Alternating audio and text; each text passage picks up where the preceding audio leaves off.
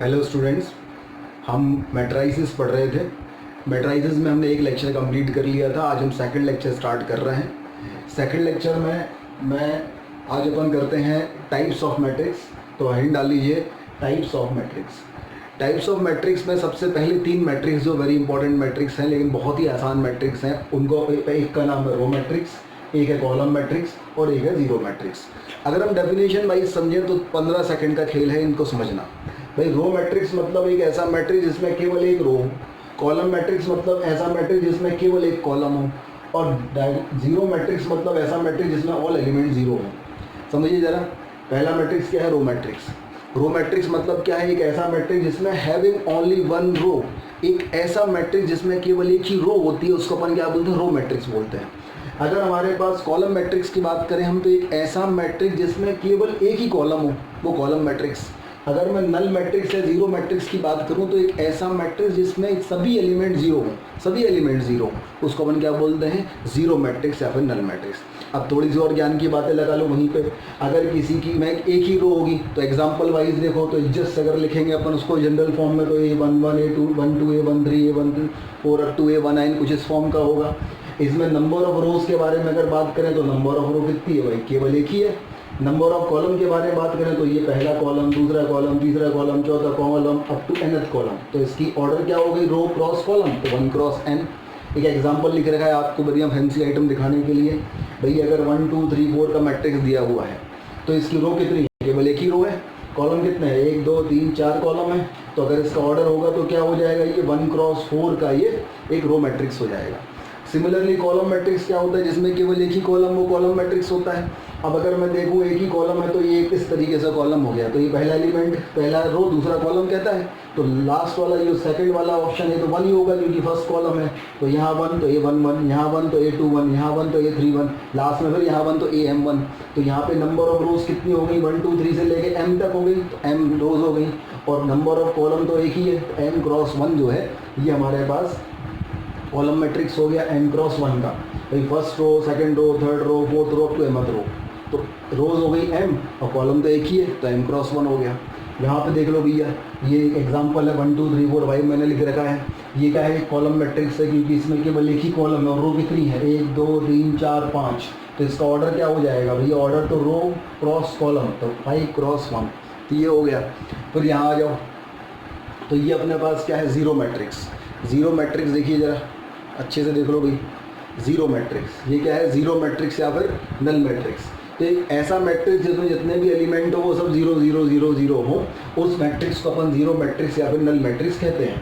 अगर हम इन्हें ये दो, कोई ऑर्डर कुछ भी हो सकता है, m cross n, any order. तो हमने 2 एग्जाम्पल दे रखे हैं, 3 क्रॉस 2 के और 3 क्रॉस 3 के। सभी एलिमेंट 0 0 0 हैं, तो ये 3 क्रॉस 2 का नल मैट्रिक्स है, जीरो मैट्रिक्स हो गया। ये 3 क्रॉस 3 का नल मैट्रिक्स है, जीरो मैट्रिक्स हो गया। ठीक है भाई, तो इस चीज़ को अच्छे से नोट कर लो, ये नोट्स बना लो अपने, इसका स्क्रीनशॉट ले लो इस पेज का, फिर अपन आगे बढ़ते हैं। ठीक है, नोट कर लीजिए पहले। हाँ भाई, तो अगला हमारे पास हेडिंग है horizontal matrix and vertical matrix. Horizontal matrix and vertical matrix बहुत इजी कंसेप्ट है भाई। अगर मैंने एक मैट्रिक्स यहाँ पे ऐसा कुछ लिख रखा है, देखिए जरा, मैंने क्या लिखा है? फर्स्ट रो में लिखा है 1 2 3 4, सेकंड रो में लिखा है 5 6 7 8। अगर मैंने ये मैट्रिक्स लिखा है तो अगर मैंने ये मैट्रिक्स ऐसा लिखा है और एक मैट्रिक्स मैंने ऐसा लिखा है। इस मैट्रिक्स में देखिए, मैंने फर्स्ट रो में 1 2, सेकंड रो में 3 4, थर्ड रो में 5 6 और फोर्थ रो में 7 8। इन दोनों मैट्रिक्स को, ये वाला मैट्रिक्स और ये वाला मैट्रिक्स, अगर अपन ध्यान से देखें, थोड़ा सा अपन कॉमन सेंस लगाएं, तो इसका जो डायमेंशन है, अगर अपन रेक्टेंगुलर एरे ऑफ डेटा बोलते हैं ना, रेक्टेंगुलर एरे ऑफ एलिमेंट्स, तो इसका जो अरेंजमेंट है, ये इसका अरेंजमेंट रेक्टेंगुलर अगर अपन देखें तो हॉरिजॉन्टल अरेंजमेंट इसका बड़ा है, वर्टिकल अरेंजमेंट इसका छोटा है, इसलिए इसको हॉरिजॉन्टल मैट्रिक्स बोलते हैं। अगर मैं इस मैट्रिक्स के बारे में देखूं तो इसका वर्टिकल अरेंजमेंट बड़ा है और हॉरिजॉन्टल अरेंजमेंट छोटा है, इसलिए इसको वर्टिकल मैट्रिक्स बोलते हैं। तो ये कहलाता है हॉरिजॉन्टल मैट्रिक्स क्योंकि इसका हॉरिजॉन्टल अरेंजमेंट बड़ा दिख रहा है, और ये कहलाता है वर्टिकल मैट्रिक्स क्योंकि इसका वर्टिकल अरेंजमेंट बड़ा दिख रहा है। अब हम देखें जरा, यहाँ पे नंबर ऑफ रोज कितनी है? फर्स्ट रो और सेकंड रो, फिर फर्स्ट कॉलम, फिर ये सेकंड कॉलम, फिर ये थर्ड कॉलम और फोर्थ कॉलम। तो इसका जो ऑर्डर है वो 2 क्रॉस 4 है। और अगर मैं इसका देखूं तो ये फर्स्ट रो है, second row, third row, fourth row, और ये फर्स्ट कॉलम और ये सेकंड कॉलम। तो इसकी रो 4 है, कॉलम 2 है, तो इसका ऑर्डर 4x2 है। तो जो हॉरिजॉन्टल मैट्रिक्स रहता है बेसिकली ये अरेंजमेंट तब होगा जब 2x4, मतलब देखिए अगर रोज जो है वो कम है और कॉलम ज़्यादा है, जब number of rose is less than number of column होंगे तो उस कंडीशन में जो मैट्रिक्स होगा वो हॉरिजॉन्टल मैट्रिक्स होगा। और इस वाली कंडीशन में अगर अपन देखें तो रोज 4 है और कॉलम 2 है, मतलब number of rose is greater than number of column होंगे तो वर्टिकल मैट्रिक्स होगा। अब हमें समझना क्या है, हमें इतनी सी बात समझना है, हमें इतनी सी बात इसमें याद रखना है। जनरली हम कोई मैट्रिक्स m क्रॉस n का बोलते हैं, तो जब m is less than n, जब number of rose is less than number of column तो वो हॉरिजॉन्टल मैट्रिक्स होगा। जब number of rose is greater than number of column तो वर्टिकल मैट्रिक्स होगा। फिर इस हिसाब से अगर हम देखें तो जो हमने रो मैट्रिक्स पढ़ा था इसमें केवल एक रो होती है, तो यहाँ पे रो 1 है, कॉलम जो होंगे वो 1 से ज़्यादा होंगे, तो number of rose is greater, जो रो मैट्रिक्स होगा उसको अपन बोल सकते हैं हॉरिजॉन्टल मैट्रिक्स होगा। जहाँ और सिमिलरली ये जो कॉलम मैट्रिक्स होगा, कॉलम मैट्रिक्स का ये मैंने एग्जांपल लिया है, वो एक कॉलम मैट्रिक्स जो होगा, जो वर्टिकल मैट्रिक्स, कॉलम मैट्रिक्स जो होगा वो एक वर्टिकल मैट्रिक्स होगा। तो अपन ने क्या समझा कि जो रो मैट्रिक्स होता है वो हॉरिजॉन्टल मैट्रिक्स होता है और जो कॉलम मैट्रिक्स होता है वो वर्टिकल मैट्रिक्स होता है। तो हमने केवल इतनी सी बात इसमें याद रखनी है हमें कि भाई साहब जो हॉरिजॉन्टल मैट्रिक्स होता है उसमें number of rose is less than number of column होते हैं। जो वर्टिकल मैट्रिक्स होता है, इसको आप और अच्छे से देख लीजिए एक बार, जो वर्टिकल मैट्रिक्स होता है उसमें number of rose is greater than number of column होते हैं। तो यहाँ तक आप अच्छे से नोट कर लीजिए, इसको एक बार इसको नोट कर लीजिए, फिर हम आगे बढ़ते हैं। हेलो स्टूडेंट्स, मैट्राइसेस में अपन पढ़ रहे थे types of matrix. Type of matrix में अपन ने रो मैट्रिक्स पढ़ लिया था, कॉलम मैट्रिक्स पढ़ लिया था, हॉरिजॉन्टल मैट्रिक्स पढ़ लिया था, वर्टिकल मैट्रिक्स पढ़ लिया था। अपन बहुत ही इंपॉर्टेंट मैट्रिक्स से कहानी शुरू करते हैं आज की, स्क्वायर मैट्रिक्स। तो हेडिंग डाल लीजिए स्क्वायर मैट्रिक्स। स्क्वायर मैट्रिक्स के बारे में अगर हम बात करें तो एक ऐसा मैट्रिक्स जिसमें number of rose and number of columns दोनों इक्वल होते हैं उसको अपन स्क्वायर मैट्रिक्स बोलते हैं। मतलब अगर हम कहें कि हमारे पास एक मैट्रिक्स है जिसमें नंबर ऑफ रोज और नंबर ऑफ कॉलम्स इक्वल है, number of rows equal to number of columns, अगर ऐसा किसी मैट्रिक्स में है तो उस मैट्रिक्स को अपन क्या कहते हैं, स्क्वायर मैट्रिक्स कहते हैं। तो अगर हमारे पास जो है एक मैट्रिक्स है A, मान लीजिए दिस इज इक्वल टू 1, या दूसरा मैट्रिक्स हमारे पास B है, दिस इज 1 2 3 4, या तीसरा मैट्रिक्स मैं एक C लेता हूँ, अगर मैं C लेता हूँ यहाँ पे ले लेते हैं वही 1 2 3 4 5 6 एंड 7 8 9। तो अगर मैं इस मैट्रिक्स A के बारे में बात करूँ तो इस मैट्रिक्स A में जो नंबर रो है वो केवल एक है और कॉलम भी एक है। तो ये 1 क्रॉस 1, नंबर ऑफ रोज और नंबर ऑफ कॉलम दोनों इक्वल है, 1 क्रॉस 1 का मैट्रिक्स है। अगर मैं मैट्रिक्स बी के बारे में बात करूं तो यहाँ पे रो 1 रो 2 कॉलम 1 कॉलम 2, तो ये 2 क्रॉस 2 का मैट्रिक्स है। अगर मैं कॉलम इसके मैट्रिक्स 3 के बारे में बात करूं तो ये इसकी रो 1 है, ये रो 2 है, ये रो 3 है, ये कॉलम 1 है, ये कॉलम 2 है, ये कॉलम 3 है, तो ये 3 क्रॉस 3 का मैट्रिक्स है। तो ये तीनों एग्जाम्पल हमारे पास स्क्वायर मैट्रिक्स के एग्जाम्पल हो गए। अब अगर हमारे पास कोई स्क्वायर मैट्रिक्स है n क्रॉस n का अगर कोई मैट्रिक्स है तो अपन इसको बोलते हैं square matrix of order n। क्या बोलते हैं? Square matrix of order n। मतलब जो A था, A क्या था? Square matrix of order 1, B क्या है? Square matrix of order 2, C क्या है? Square matrix of order 3। तो दिस इज स्क्वायर मैट्रिक्स जिसमें number of rose and number of columns दोनों इक्वल होते हैं। चलिए अपन आगे बढ़ते हैं। इसके बाद इसके कुछ पॉइंट्स हैं जिनके लिए हम नोट करेंगे। तो स्क्वायर मैट्रिक्स की बेसिक डेफिनेशन अपन पढ़ चुके हैं। अब इसके मामले में कुछ बेसिक पॉइंट्स हैं, पढ़ते हैं। पहला पॉइंट, तो अगर हमारे पास कोई स्क्वायर मैट्रिक्स A है, A हमारे पास कैसा मैट्रिक्स है? A हमारे पास एक स्क्वायर मैट्रिक्स है। इसके ऑल एलिमेंट्स जो हैं, जितने भी एलिमेंट्स इसके हैं, all elements are real and positive. कैसे हैं? Real and positive. अगर A कहे all elements of A, all elements of matrix A are real and positive, तो उस कंडीशन में जो A मैट्रिक्स होता है इसको अपन पॉजिटिव मैट्रिक्स बोलते हैं। क्या बोलते हैं इसको? पॉजिटिव मैट्रिक्स या फिर पॉजिटिव स्क्वायर मैट्रिक्स। तो अगर किसी मैट्रिक्स के ऑल एलिमेंट पॉजिटिव हैं, रियल हैं, तो उसको हम पॉजिटिव मैट्रिक्स बोलेंगे।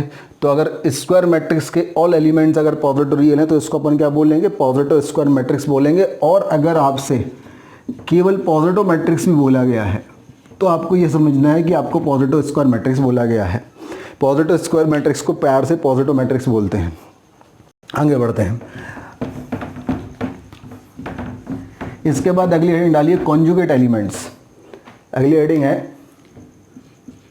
Conjugate elements.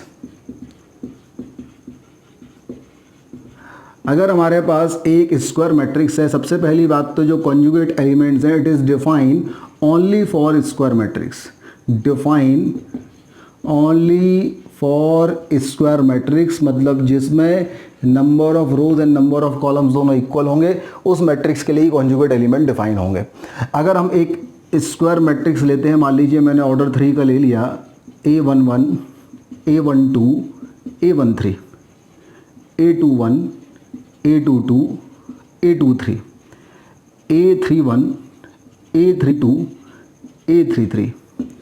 तो ये जो मैट्रिक्स हमारे पास है, इस मैट्रिक्स में जो एलिमेंट आई जे होते हैं एंड एलिमेंट जे आई होते हैं, element I J and J I, these are known as conjugate elements of each other.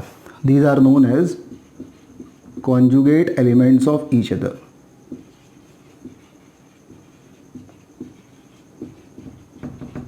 A J I and A I J are known as conjugate elements of each other.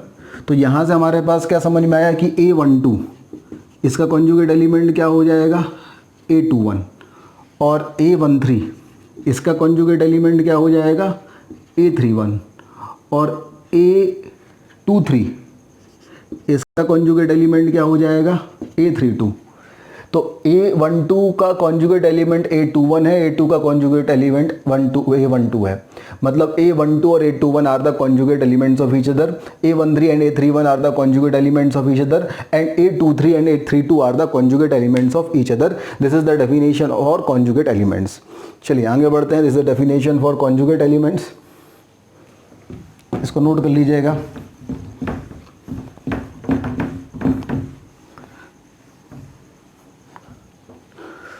Conjugate elements के बाद अगली definition है diagonal element. Diagonal elements क्या कहलाते हैं? तो अगर हमारे सबसे पहली बात तो diagonal elements are also define for only for square matrix. This is define only for square matrix. Define only for square matrix. तो पहली बात तो ये है कि जो डायगोनल एलिमेंट है वो केवल स्क्वायर मैट्रिक्स के लिए डिफाइन होते हैं। और दूसरी बात ये है कि अगर हमारे पास कोई स्क्वायर मैट्रिक्स है तो उसमें वो एलिमेंट्स जहां पे आई और जे दोनों इक्वल होते हैं, वेयर आई इक्वल टू जे, उनको अपन क्या बोलते हैं? उनको डायगोनल एलिमेंट्स बोलते हैं। मतलब जिसकी नंबर ऑफ जिसकी रोज एंड कॉलम दोनों सेम होती है। फॉर एग्जांपल अगर मैंने ऑर्डर 3 का लिखा तो A11, A12, A13, A21, A22, A23 और A31, A32, A33, ये हमारे पास मैट्रिक्स ऑफ ऑर्डर 3 है। तो जब आई और जे दोनों इक्वल होंगे तो इसका मतलब क्या हो गया? A11, फिर A22, फिर A33, फिर A44, ये तो A11, A22, A33 ये जो हमारे पास एलिमेंट्स होते हैं, इन एलिमेंट्स को अपन डायगोनल एलिमेंट बोलते हैं। A11, A22, A33 इनको अपन क्या बोलते हैं? Diagonal elements. तो डायगोनल एलिमेंट्स कौन से एलिमेंट हो गए भैया? डायगोनल एलिमेंट वो एलिमेंट हो गए जहाँ पे आई और जे दोनों इक्वल होते हैं। चलिए यहाँ तक नोट कर लीजिए, फिर अपन आगे बढ़ते हैं। इसके बाद होता है प्रिंसिपल डायगोनल या लीडिंग डायगोनल या मेन डायगोनल। अगली हेडिंग हमारे पास है प्रिंसिपल और लीडिंग और main diagonal. Principal diagonal, leading diagonal and main diagonal. अगर हम प्रिंसिपल डायगोनल, लीडिंग डायगोनल और मेन डायगोनल इनके बारे में बात करते हैं तो बेसिकली क्या होता है कि जो हमारे पास डायगोनल एलिमेंट्स होते हैं वो सब एक डायगोनली लाइन में होते हैं। अगर स्क्वायर मैट्रिक्स का हम डायगोनल देखें तो इस वाले डायगोनल की लाइन में होते हैं, इसलिए उसको प्रिंसिपल डायगोनल बोलते हैं।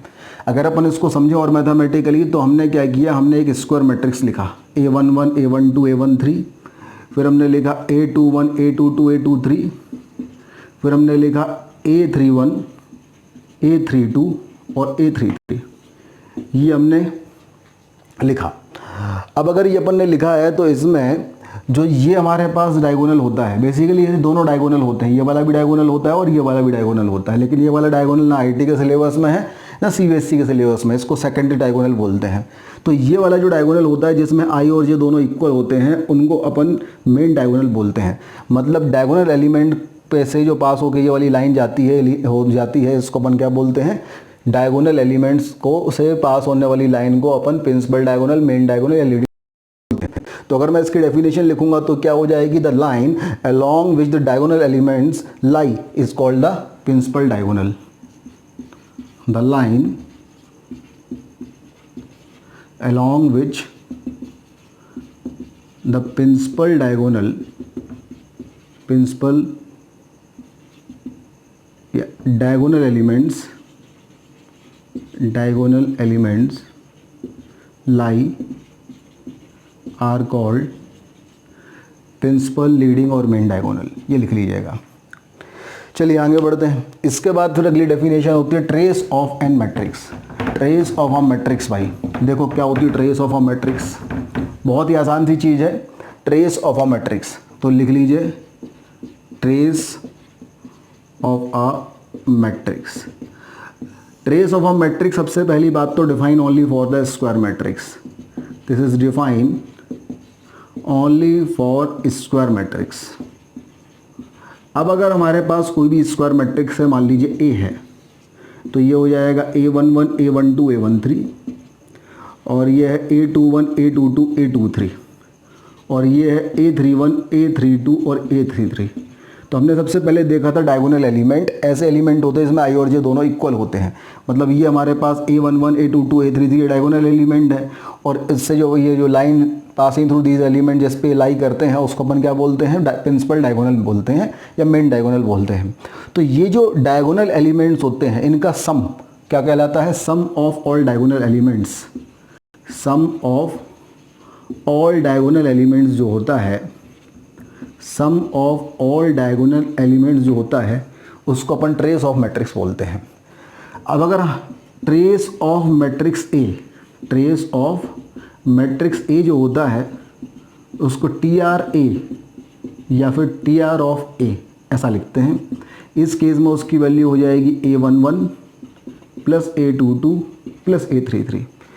मतलब अगर मैं समेशन वाले कंसेप्ट से बात करता हूँ तो यहाँ पे अगर मैं लिखूँ कि trace of any matrix A equal to summation of AIJ for I equal to J, ये क्या हो जाएगा हमारे पास, ट्रेस ऑफ अ मैट्रिक्स। तो this is the trace of the matrix, इसको नोट कर लीजिए। अगली हेडिंग अपन डालेंगे लोअर ट्रायंगुलर और अपर ट्रायंगुलर एलिमेंट। तो अगली हेडिंग डालिए अपर ट्रायंगुलर और लोअर ट्रायंगुलर एलिमेंट्स।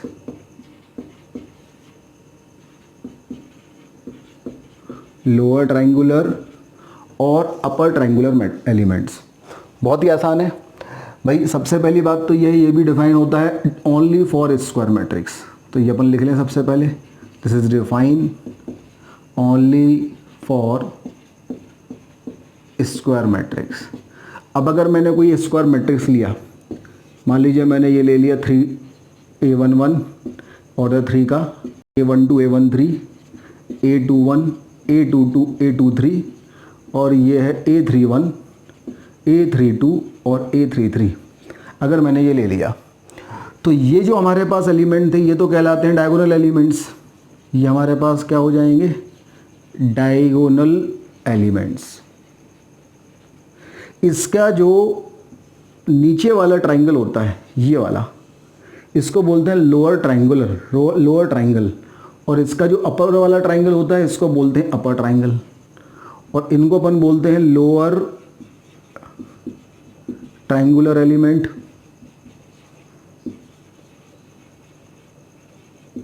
और इसको बोलते हैं अपर ट्रायंगुलर एलिमेंट।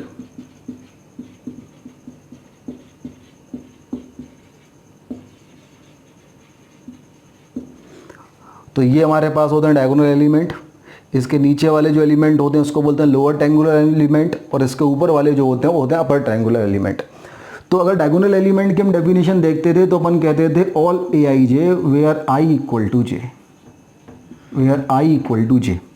यहाँ पे देखें अगर हम लोअर ट्रायंगुलर एलिमेंट में क्या हो रहा है, ऑल आई जे वेयर, देखिए आई की वैल्यू 2 है, जे की वैल्यू 1 है, तो आई इज़ ग्रेटर देन जे। आई की वैल्यू 3 है, जे की वैल्यू 1 है, I is greater then J. आई की वैल्यू 3 है, जे की वैल्यू 2 है, I is greater then J. तो यहाँ पे आई इज़ ग्रेटर देन जे होगा। और अगर यहाँ पे देखें तो आई की वैल्यू 1 है, जे की वैल्यू 2 है, I is greater than, I is less than J. आई की वैल्यू 1 है, जे की वैल्यू 3 है, I is less than J. आई की वैल्यू 2 है, जे की वैल्यू 3 है, I is less than J. तो ये हो जाएगा I is less than J. तो यहाँ भी अपन पूरी डेफिनेशन लिख लें, equal to all I J for all I is less than J. तो जब आई इज़ लेस देन जे होगा तो कहलाएगा अपर ट्रायंगुलर एलिमेंट्स, जब आई इज़ ग्रेटर देन जे होगा तो कहलाएगा लोअर ट्रायंगुलर एलिमेंट्स, और जब आई इक्वल टू जे होगा तो कहलाएंगे डायगोनल एलिमेंट्स। तो इस तरीके से ये हमारे पास डायगोनल एलिमेंट होते हैं, लोअर ट्रायंगुलर एलिमेंट होते हैं और अपर ट्रायंगुलर एलिमेंट होते हैं, ये हमारे पास होते हैं। चलिए आगे बढ़ते हैं।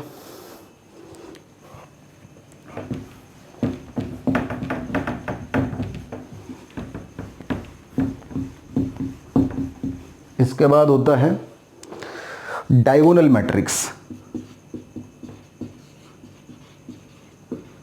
अगर हम डायगोनल मैट्रिक्स के बारे में बात करें तो डायगोनल मैट्रिक्स क्या होता है कि एक ऐसा मैट्रिक्स जिसके डायगोनल के एलिमेंट बस जिंदा हो, बाकी सब खत्म हो, मतलब डायगोनल के एलिमेंट नॉन जीरो हो और बाकी सब जीरो हो। इवन डायगोनल के भी सभी एलिमेंट नॉन जीरो हो वो भी नहीं चलेगा, अगर आपका at least one element non zero हो तो भी चल जाएगा।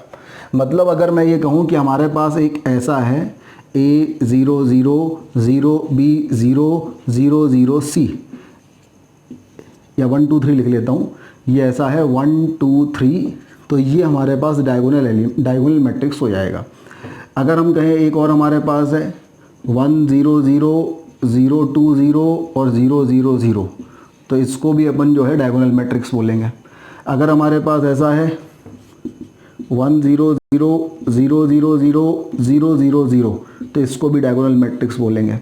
तो बेसिकली जब डायगोनल मैट्रिक्स के बारे में बात करते हैं तो उसमें ये होता है कि भाई डायगोनल मैट्रिक्स के बारे में अगर हम बात करें तो ये जो लोअर ट्रायंगुलर एलिमेंट है वो भी ज़ीरो, जो अपर ट्रायंगुलर एलिमेंट है वो भी ज़ीरो। सभी में देखो lower triangular elements are zero, upper triangular elements are zero. ये डायगोनल एलिमेंट हो गए, ये डायगोनल एलिमेंट हो गए, lower triangular elements are zero, upper triangular elements are zero. और जो डायगोनल एलिमेंट्स होते हैं उसमें कम से कम एक नॉन ज़ीरो होना चाहिए। अगर सभी ज़ीरो हो गए 0 0 0 0 0 0 0 0 0, तो this is not the diagonal matrix, ये डायगोनल मैट्रिक्स नहीं होगा। तो डायगोनल मैट्रिक्स होने के लिए आवश्यक कंडीशन क्या है? सबसे पहली कंडीशन तो ये है कि diagonal matrix define only for the square matrix, तब तो डायगोनल डिफाइन होगा। दूसरी चीज़ ये है कि जो डायगोनल एलिमेंट्स के अलावा जो एलिमेंट्स हैं, जो नॉन डायगोनल एलिमेंट्स हैं, वो सब जीरो होने चाहिए। तीसरी बात यह है कि जो डायगोनल एलिमेंट्स हैं उसमें at least one element non zero होना चाहिए। तो पहले ये नोट कर लीजिए, फिर मैं डेफिनेशन लिखवाता हूँ। चलिए अब डेफिनेशन लिखते हैं इसकी अपन। तो अगर मैं डायगोनल मैट्रिक्स की डेफिनेशन लिखता हूँ तो अपन क्या कहेंगे कि कोई मैट्रिक्स ए, सबसे पहली बात तो स्क्वायर मैट्रिक्स होना चाहिए। फिर दूसरी बात जो ए है उसको अगर हम डिफाइन करते हैं ए आई जे से, तो ए आई जे की वैल्यू क्या हो जाए? ज़ीरो हो जाए। ज़ीरो कब हो जाए? जब I is not equal to जे हो जाए। जब तो I is not equal to जे मतलब नॉन डायगोनल एलिमेंट हो जाए तो उसके एलिमेंट ऑफ मैट्रिक्स की वैल्यू ज़ीरो, और इसकी वैल्यू अगर आई इक्वल टू जे होती है, आई इक्वल टू जे मतलब डायगोनल एलिमेंट, डायगोनल एलिमेंट में क्या होगा? At least one element non zero. तो डायगोनल एलिमेंट का at least one element non zero होना चाहिए, नॉन डायगोनल एलिमेंट्स के ऑल एलिमेंट जीरो होने चाहिए। तो ऐसे मैट्रिक्स को अपन क्या बोलते हैं, डायगोनल मैट्रिक्स बोलते हैं। तो this is the definition of diagonal matrix. इसको नोट कर लीजिए पहले, फिर हम आगे बढ़ते हैं। इसके बाद देखिए, अगर हमारे पास एक डायगोनल मैट्रिक्स है, मान लीजिए हमारे पास एक डायगोनल मैट्रिक्स है ए हमारे पास है 1 0 0 0 2 0 0 0 3। तो इस डायगोनल मैट्रिक्स ए को अपन ऐसे भी लिख सकते हैं DIA for diagonal matrix of A equal to bracket के अंदर 1 2 3। इसको अपन ऐसा भी लिख सकते हैं, this can be written like this. कोई भी अगर हमारे पास डायगोनल मैट्रिक्स है, मान लीजिए B, ये है 1 0 0 0 0 0 और 0 0 3। तो ये डायगोनल मैट्रिक्स है क्योंकि इसके नॉन डायगोनल एलिमेंट जीरो हैं और डायगोनल एलिमेंट में एटलीस्ट वन नॉन जीरो है। तो इसे अपन लिखेंगे diagonal matrix AB equal to 1 0 3। तो इसको अपन इस तरीके से लिख सकते हैं, this is the diagonal matrix.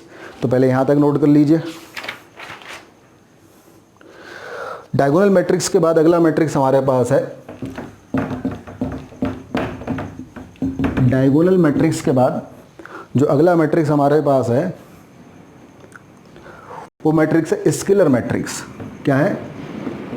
Scalar matrix. Scalar matrix एक ऐसा डायगोनल मैट्रिक्स होता है जिसके all elements are equal. Scalar matrix एक ऐसा डायगोनल मैट्रिक्स होता है जिसके diagonal elements are equal, D 0 0 0 D 0 और 0 0 D। अब सीधी सी बात है कि अगर डायगोनल मैट्रिक्स है तो कम से कम एक नॉन जीरो होना चाहिए। अब तीनों इक्वल है, मतलब तीनों नॉन जीरो होंगे।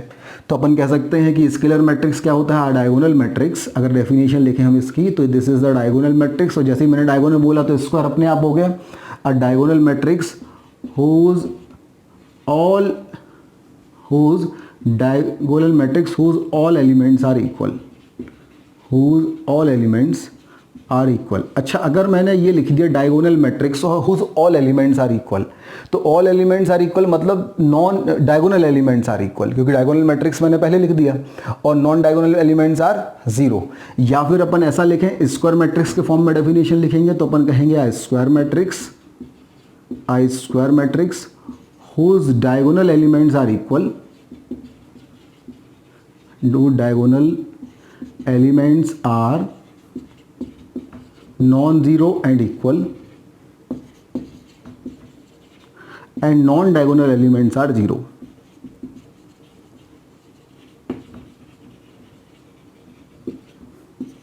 non-diagonal elements are zero। ये हमारे पास क्या हो जाता है, स्केलर मैट्रिक्स हो जाता है। नोट कर लीजिए स्केलर मैट्रिक्स को। स्केलर मैट्रिक्स के बाद अगला है आइडेंटिटी मैट्रिक्स और यूनिट मैट्रिक्स। यूनिट मैट्रिक्स और आइडेंटिटी मैट्रिक्स।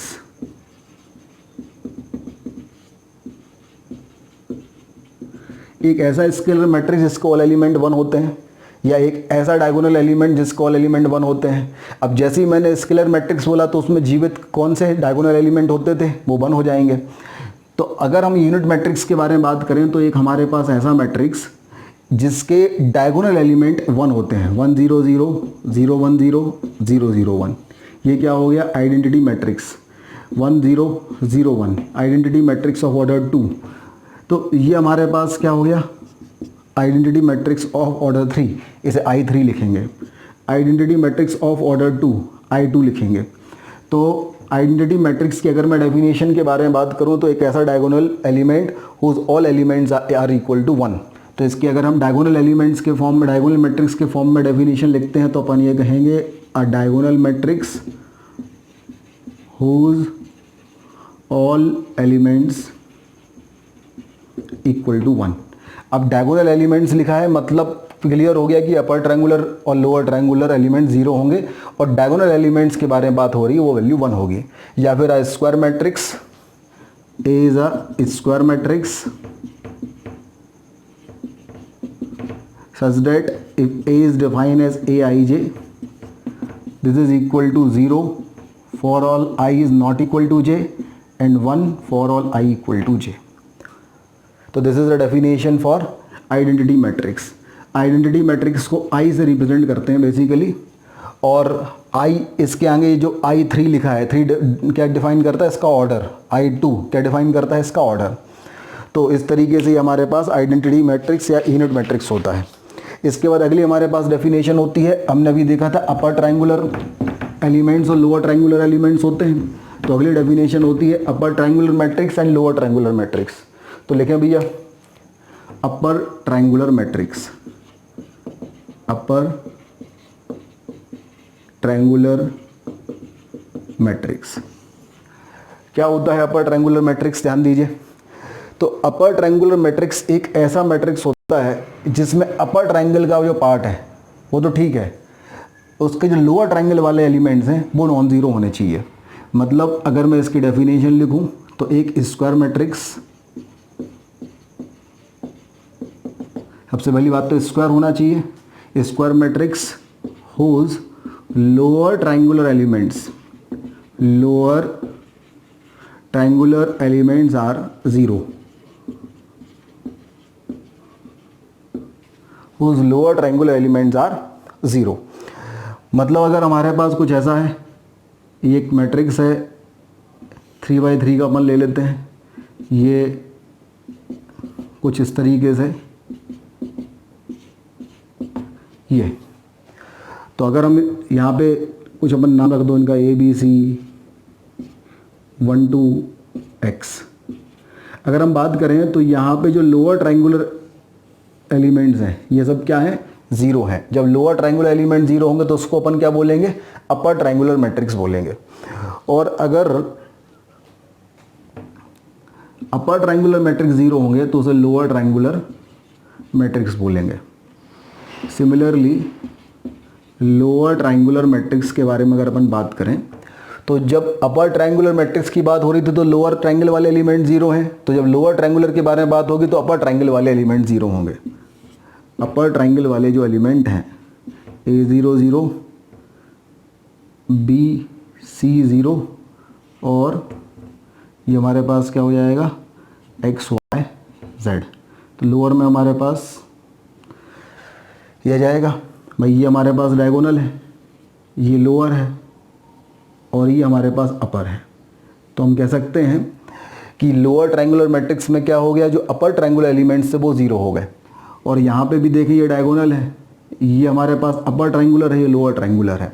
तो जब लोअर ट्रायंगुलर एलिमेंट ज़ीरो होंगे तो अपर ट्रायंगुलर मैट्रिक्स कहलाएगा, और जब अपर ट्रायंगुलर एलिमेंट ज़ीरो होंगे तो लोअर ट्रायंगुलर मैट्रिक्स कहलाएगा। तो सेम ऐसी आप इसकी डेफिनेशन लिख लीजिएगा, a square matrix whose upper triangular elements are zero are known as lower triangular matrix. इस तरीके से अपर ट्रायंगुलर मैट्रिक्स और लोअर ट्रायंगुलर मैट्रिक्स होता है।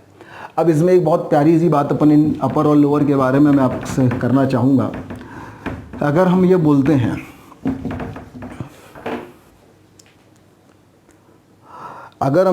हैं कि what is the minimum number of zeros in a lower triangular matrix, minimum number of zeros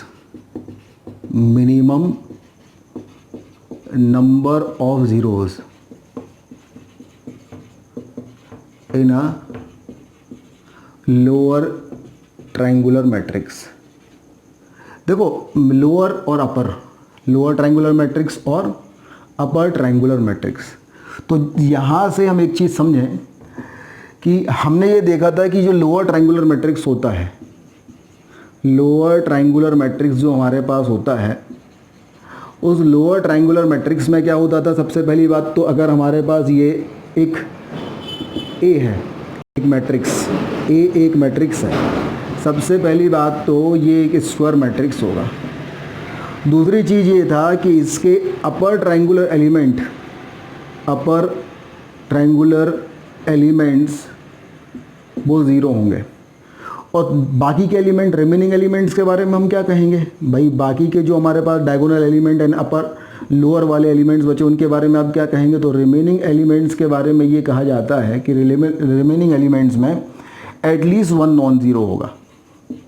ये इसकी रियल डेफिनेशन है। अब आप कहेंगे मैंने अलग अलग क्यों बताई भैया? मैंने अलग अलग इसलिए बताई क्योंकि वो NCERT में दी है और ये असली वाली डेफिनेशन है, और ये हालांकि JEE मेंस का पार्ट है। तो असली डेफिनेशन ये है कि जो लोअर ट्रायंगुलर मैट्रिक्स है एनसीईआरटी में दिया है उसका अपर ट्रायंगुलर एलिमेंट की वैल्यू 0 होनी चाहिए। बिल्कुल सत्य वचन है, परंतु एक सत्य वचन ये है कि बाकी के जो एलिमेंट्स बचते हैं उसमें से कम एक नॉन जीरो हो, बाकी सब जीरो हो तो भी चल जाएगा। सिमिलरली आप अपर ट्रायंगुलर मैट्रिक्स का लगा लीजिएगा कि उसमें लोअर ट्रायंगुलर एलिमेंट जीरो होंगे और बाकी जो रिमेनिंग एलिमेंट्स है उसमें से एटलीस्ट वन नॉन जीरो होगा। ठीक है, ये इसकी असली डेफिनेशन है, दिस इज द असली डेफिनेशन, और वो जो थी वो एनसीईआरटी बेस्ड डेफिनेशन है। अब हम आगे बढ़ते हैं, मिनिमम नंबर ऑफ जीरोस की बात कर रहे हैं। अब मिनिमम नंबर ऑफ जीरोस कब होंगे? मिनिमम नंबर ऑफ जीरोस कब होंगे? जब आप जो अगर हम लोअर ट्रायंगुलर की बात कर रहे हैं तो अपर ट्रायंगुलर वाले सभी जीरो हो जाएं एलिमेंट, बाकी सब नॉन जीरो हों। भाई जैसे हमारे पास एक मैट्रिक्स है, ये है A B C D E F G H I, या फिर ऐसे ले लेते हैं अपन 1 2 3 ले लेते हैं, 1 2 3 4 5 6 7 8 और 9। ये हमारे पास एक स्क्वायर मैट्रिक्स ऑफ ऑर्डर 3 है और ये इसका हमें पता हो गया कि डायगोनल है, ये इसका लोअर ट्रायंगुलर एलिमेंट है और ये इसके अपर ट्रायंगुलर एलिमेंट है। अब मान लीजिए मैं लोअर ट्रायंगुलर एलिमेंट के बारे में बात कर रहा हूँ, लोअर ट्रायंगुलर मैट्रिक्स के बारे में बात कर रहा हूँ, तो लोअर ट्रायंगुलर मैट्रिक्स में जो अपर ट्रायंगुलर एलिमेंट है वो तो जीरो ही होने चाहिए। तो अपन ने ये भी जीरो रख दिया और ये भी जीरो रख दिया और ये भी जीरो रख दिया, और इनमें से कम एक नॉन जीरो हो, बाकी सब जीरो हो तो चल जाएगा। लेकिन हम मिनिमम नंबर ऑफ जीरो के बारे में बात कर रहे हैं, तो ये जब डिफाइन होगा जब ये पूरे कम से कम ये पूरे तो जीरो हो ही। मतलब जब हम मिनिमम नंबर ऑफ जीरो के बारे में बात कर रहे हैं तो हम क्या कह रहे हैं, अपर ट्रायंगुलर एलिमेंट को तो हमें जीरो रखना है, बाकी सबको हमें नॉन जीरो रखना है। तो अगर ऑर्डर 3 के बारे में बात करता हूँ, ये ऑर्डर 3 वाला हमारे पास लोअर ट्रायंगुलर मैट्रिक्स है, तो यहाँ हमारे पास ये कितने हो जाएंगे, इस वाली रो में 2 एलिमेंट, उसके नीचे वाली रो में 1 एलिमेंट। अच्छा, अगर हम 4 ऑर्डर वाला देखते हैं 4, तो 4 ऑर्डर वाला हमारे पास क्या हो जाएगा 1 0 0 0, और उसके बाद हो जाएगा 2 3 0 0 4 5 6 0 7 8 9 0। सही किया ना, 3 2 1। ये हमारे पास डायगोनल एलिमेंट, ये 10, ये नहीं होगा 0। तो अगर मैं इस मैट्रिक्स के बारे में बात करता हूँ तो इसके डायगोनल एलिमेंट तो 0 हो गए, और ये इसके जो अपर ट्रायंगुलर एलिमेंट्स हैं ये 0 हो गए। डायगोनल एलिमेंट्स तो नॉन ज़ीरो हैं, लोअर ट्रायंगुलर एलिमेंट्स भी नॉन ज़ीरो हैं, और अपर ट्रायंगुलर एलिमेंट्स कैसे हैं, इसके 0 हैं। तो इसमें अगर मैं नंबर ऑफ जीरोस देखता हूँ तो पहली वाली रो में 3 0, दूसरी वाली रो में 2 0, तीसरी वाली रो में 1 0। तो साफ साफ समझ में आ रहा है कि जब इसकी ऑर्डर 3 है तो नंबर ऑफ जीरोस आ रहे हैं 1 + 2। जब इसकी ऑर्डर 4 है तो नंबर ऑफ जीरोस आ रहे हैं 1 + 2 + 3। तो जब हमारे पास जो मैट्रिक्स होगा उसकी ऑर्डर n होगी तो नंबर ऑफ जीरोस हमारे पास क्या आएंगे, 1 + 2 + 3 अप टू n-1। भाई जब ऑर्डर 3 है तो 2 तक जा रही दुकानदारी, जब ऑर्डर 4 है तो दुकानदारी अपनी 3 तक जा रही है, तो जब ऑर्डर n होगा तो दुकानदारी n-1 तक जाएगी। तो इसका सम क्या हो जाएगा, n-1 × n divided by 2। n × n+1 divide by 2 होता है फर्स्ट n का सम, तो ये क्या हो जाएगा n-1 × n डिवाइडेड बाय 2। तो हमारे पास जो इसका आंसर आएगा वो कितना आ जाएगा, n-1 × n डिवाइडेड बाय 2। एक बार और समझ लीजिए इसको। भाई हमने जो लोअर ट्रायंगुलर और अपर ट्रायंगुलर की डेफिनेशन पढ़ी है मैट्रिक्स की, वो ये है कि अगर लोअर ट्रायंगुलर मैट्रिक्स के बारे में हम बात कर रहे हैं तो उसका अपर ट्रायंगुलर एलिमेंट तो सभी 0 होने चाहिए, और बाकी जो डायगोनल और लोअर ट्रायंगुलर वाले बचते हैं उन सब की वैल्यू में से कम एटलीस्ट 1 नॉन जीरो होनी चाहिए, बाकी सब 0 हो भी सकते हैं। लेकिन जब मिनिमम नंबर ऑफ जीरोस के बारे में बात कर रहे हैं तो हम इन सबको क्या रख लेंगे, नॉन जीरो रख लेंगे, केवल इसको अपन 0 लेंगे। तो अपर ट्रायंगुलर एलिमेंट्स 0 हमें काउंट करने हैं। तो जब ऑर्डर 3 थी तो 1 + 2, इस वाली रो में 2, इस वाली रो में 1, तो 2 + 1 मतलब 1 + 2 जीरोस हो रहे हैं। जब 4 थी तो 1 + 2 + 3 हो रहे हैं। तो हमने देखा जब 3 है तो 1 से लेके 2 तक गए, जब उसके ऑर्डर 4 है तो 1 से लेके 3 तक गए। तो जब ऑर्डर n होगी तो 1 से लेके n-1 तक जाएंगे। तो इसका सम क्या होता है, n × 1 + 2 + 3 अप टू n का सम होता है n × n+1 डिवाइड बाय 2। तो यहाँ n-1 तक गए हैं तो n-1 × n-1 + 1 तो हो गया n डिवाइड बाय 2। देखो भैया ये अगर किसी को दिक्कत हो तो मैं बता दूँ, ये 1 + 2 + 3 up to sum of first n natural number n × n+1 divide by 2 होता है। अगर हम यहाँ पे कैपिटल N ले लें तो sum of first n natural number is n × n+1 divide by 2 होता है। अब यहाँ पे n नेचुरल नंबर नहीं है, n-1 नेचुरल नंबर है, तो n की जगह हमने n-1 रख दिया। तो n+1 की जगह अगर हम n+1 में अगर n की जगह n-1 रखेंगे तो +1 कैंसिल हो जाएगा, तो n बचेगा। तो n-1 into n divide by 2। तो मिनिमम नंबर ऑफ साइफर्स या minimum number of zeros in lower triangular और upper triangular matrix is n-1 into n divide by 2। ये हमारे पास आ गया। चलिए आगे बढ़ते हैं फिर अपन।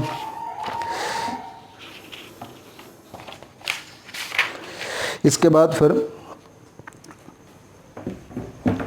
अगला है मिनिमम नंबर ऑफ जीरोस, या मिनिमम जीरोस को साइफर्स भी बोलते हैं, है ना। मिनिमम नंबर ऑफ साइफर्स और minimum number of zeros, minimum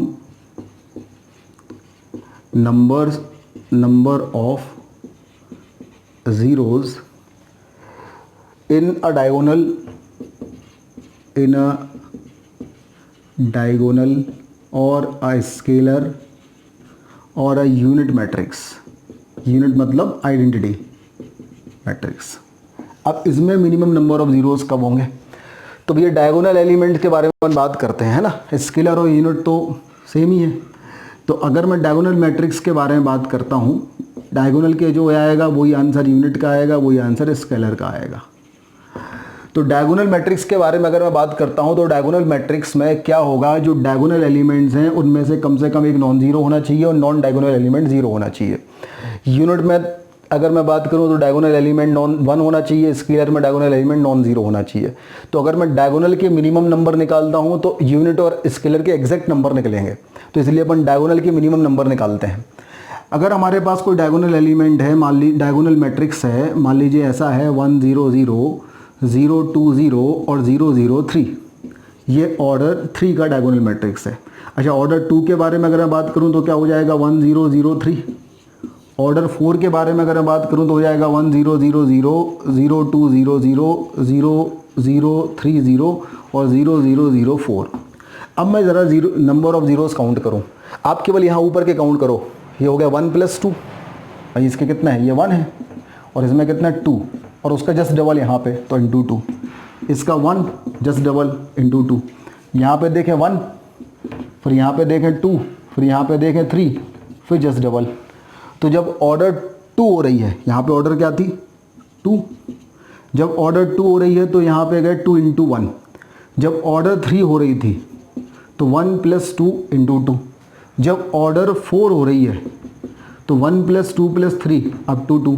तो जब हमारे पास एक ऐसा मैट्रिक्स रहेगा जिसकी ऑर्डर n होगी तो उसमें हमारे पास क्या जाएगा 1 + 2 + 3 अप टू n-1, और बाहर क्या हो जाएगा 2।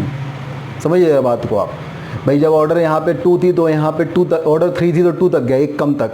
जब ऑर्डर 4 थी तो 3 तक गया, एक कम तक। तो जब ऑर्डर n होगी तो n-1 तक जाएगा, एक कम तक। तो ये हमारे पास समझ आएगा n into n-1 divide by 2, 2 से 2 कैंसिल, तो आंसर हो जाएगा n इंटू n-1। तो अगर हम देख सकते हैं कि अगर हमारे पास कोई minimum number of zeros in diagonal matrix की बारे में बात करें तो n इंटू n-1 होगा। इसमें जब डायगोनल की बात करें तो मिनिमम बिल्कुल सही है, क्योंकि डायगोनल एलिमेंट में जो डायगोनल मैट्रिक्स में डायगोनल एलिमेंट में एटलीस्ट 1 जीरो होना चाहिए, बाकी एटलीस्ट 1 नॉन जीरो होना चाहिए, बाकी जीरो भी हो सकते हैं। लेकिन यूनिट और स्केलर की अगर मैं बात करता हूं तो उसमें एग्जैक्ट नंबर ऑफ जीरो यही होंगे, क्योंकि यूनिट में और स्केलर में जो डायगोनल एलिमेंट है वो मस्ट बी नॉन जीरो। तो इस तरीके से हमारे पास minimum number of zeros in a diagonal matrix क्या जाएगा n into n-1। Total number of zeros in unit और स्केलर मैट्रिक्स कितना जाएगा n इंटू n-1। तो ये नोट कर लीजिए। फिर अगले टॉपिक की तरफ आते हैं अपन।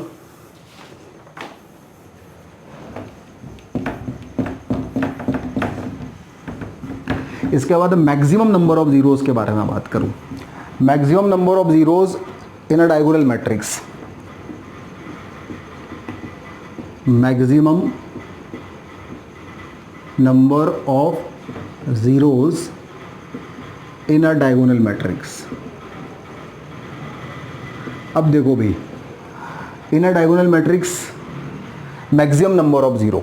अब मैं ऑर्डर 2 के बारे में बात करता हूँ। अगर ऑर्डर 2 है तो हमारे पास 4 एलिमेंट होंगे। डायगोनल एलिमेंट में जैसे ये 1 2 ले लिया, ये 0 0 ले लिया, तो ये तो ज़ीरो होना ज़रूरी है। अब ये जो डायगोनल एलिमेंट हैं दोनों भी ज़ीरो हो सकता है, एटलीस्ट 1 नॉन ज़ीरो। तो हमने केवल एक नॉन ज़ीरो लेने दिया, बाकी हमने सब ज़ीरो ले लिए। सिमिलरली अगर मैं ऑर्डर 3 के बारे में बात करूं तो मैंने केवल एक एलिमेंट नॉन ज़ीरो लेने दिया, बाकी सब एलिमेंट मैंने ज़ीरो ले लिए। सिमिलरली अगर मैं ऑर्डर 4 के बारे में बात करूं तो मैंने क्या किया, एक एलिमेंट बस मैंने नॉन ज़ीरो लेने दिया, बाकी सब मैंने ज़ीरो ले लिया। तो यहाँ पे टोटल नंबर ऑफ़ ज़ीरोज़ कितने हो रहे हैं ज़रा देखिए भाई। अगर ये 1 भी ज़ीरो होता तो आंसर क्या होता, 2 square, 2 into 2, number of element 2 square, लेकिन एक हमने नॉन ज़ीरो ले लिया तो -1। अगर ये 1 भी की जगह पे ज़ीरो होता तो टोटल ज़ीरोज़ होते 3 स्क्वायर, 9, 3 क्रॉस 3 का मैट्रिक्स है तो नंबर ऑफ एलिमेंट कितने होंगे 3 स्क्वायर, एक नॉन ज़ीरो है तो माइनस कर दो। यहाँ पे देखें तो 4 स्क्वायर -1। तो अगर हमारे पास nth ऑर्डर का होगा तो हमारे पास आंसर क्या जाएगा, n स्क्वायर -1। तो maximum number of zeros in a diagonal matrix क्या हो जाएगा, n स्क्वायर -1 हो जाएगा। तो ये नोट कर लीजिए, maximum number of zeros in a diagonal matrix is n square -1। चलिए आगे बढ़ते हैं अपन। इसके बाद फिर हमारे पास एक हेडिंग होती है करस्पॉन्डिंग डिटर्मिनेंट। क्या होता है भाई साहब, जो स्क्वायर मैट्रिक्स होते हैं जितने भी, उन सबका एक करस्पॉन्डिंग डिटर्मिनेंट डिफाइन होता है, उसके बारे में बात करता हूँ। तो अगली हेडिंग हमारे पास है कॉरस्पॉन्डिंग डिटर्मिनेंट।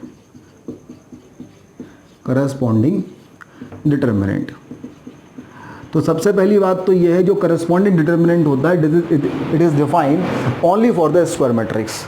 तो सबसे पहली बात तो यही हो गई कि it is defined only for square matrix. बहुत ही आसान सी चीज़ है। और दूसरी चीज़, अगर हम इसको रिप्रेजेंट करें तो corresponding determinant of matrix A, इसको इस तरीके से मॉड ए से रिप्रेजेंट करते हैं। और होता क्या है वो तो बहुत ही आसान है। जैसे ए हमारे पास एक मैट्रिक्स है 1 2 3 4 5 6 7 8 9, तो ये हमारे पास क्या एक मैट्रिक्स है।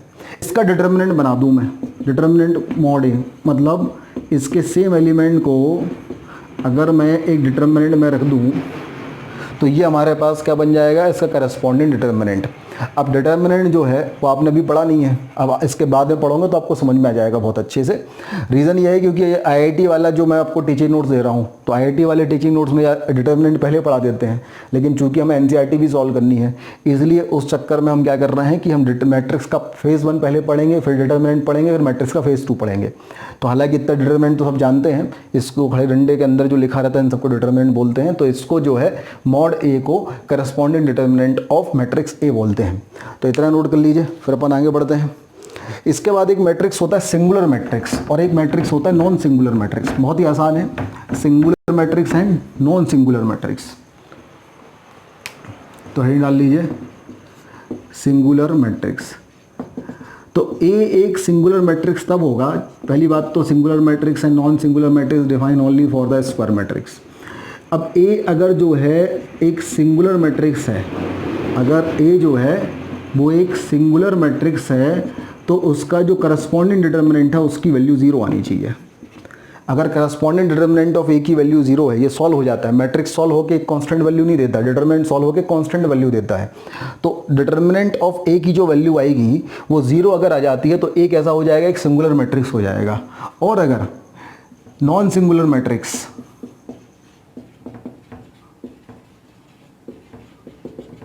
नॉन सिंगुलर मैट्रिक्स, तो नॉन सिंगुलर मैट्रिक्स क्या हो जाएगा, जब ए हमारे पास एक स्क्वायर मैट्रिक्स होगा। देखो अच्छी बात यह है, नॉन सिंगुलर मैट्रिक्स भी स्क्वायर मैट्रिक्स के लिए डिफाइन होता है। अगर हमें कोई एक नॉन स्क्वायर मैट्रिक्स दे दे और पूछा जाए कि बताओ भाई सिंगुलर होगा कि नॉन सिंगुलर होगा, तो हम ये बोलेंगे उसके लिए ना सिंगुलर डिफाइन होगा ना नॉन सिंगुलर डिफाइन होगा। सिंगुलर मैट्रिक्स और नॉन सिंगुलर मैट्रिक्स दोनों के दोनों डिफाइन होंगे स्क्वायर मैट्रिक्स के लिए। तो अगर कोई एक स्क्वायर मैट्रिक्स है सच डेट मॉड ऑफ ए, मतलब डिटर्मिनेंट ऑफ ए की वैल्यू नॉट इक्वल टू 0 है, अगर ऐसा होता है तो जो ए होगा उसको अपन नॉन सिंगुलर मैट्रिक्स बोलते हैं। तो नोट कर लीजिए, this is singular matrix and non singular matrix. अच्छा, एक छोटा सा नोट और हम लिखें कि ये बात तो क्लियर है कि अगर हमारे पास कोई नल मैट्रिक्स है, नल स्क्वायर मैट्रिक्स ले लिया अपन ने, अगर हमारे पास कोई नल स्क्वायर मैट्रिक्स है और इसका जब आप मॉड निकालोगे तो हमेशा 0 आएगा। अगर ऐसा है तो इसका मॉड हमेशा ज़ीरो आएगा, लेकिन इसका कन्वर्स ट्रू नहीं है। अगर मॉड ऑफ ए की वैल्यू ज़ीरो है तो इसका मतलब ये पक्का नहीं है कि ए की वैल्यू भी ज़ीरो आएगी। आई बात समझ में? क्या बोला मैंने? अगर ए की वैल्यू एक नल मैट्रिक्स है तो इसका डिटर्मिनेंट हमेशा ज़ीरो आएगा, but converse is not true. तो ये लिख लीजिए, नोट कर लीजिए यहाँ तक। चलो भाई कुछ क्वेश्चन सॉल्व करते हैं, कुछ प्यारे प्यारे से एग्जाम्पल। पहला एग्जाम्पल देखिए, हमारे पास एक वो है मैट्रिक्स है, उसकी वैल्यू है 1 -2 0, फिर है 2 1 और -1, और फिर है 0 3 1। और दूसरा मैट्रिक्स हमारे पास बी है, बी की जो वैल्यू है वो है 1 2 0 1 2 0, फिर है -2 3 1 -2 3 1, और फिर है 2 1 0 2 1 0। ये बी की वैल्यू है। और आई जो है डिफाइन है आइडेंटिटी मैट्रिक्स ऑफ ऑर्डर 3। ऐसी चीज़ें डिफाइन है। बोला गया फाइंड द वैल्यू ऑफ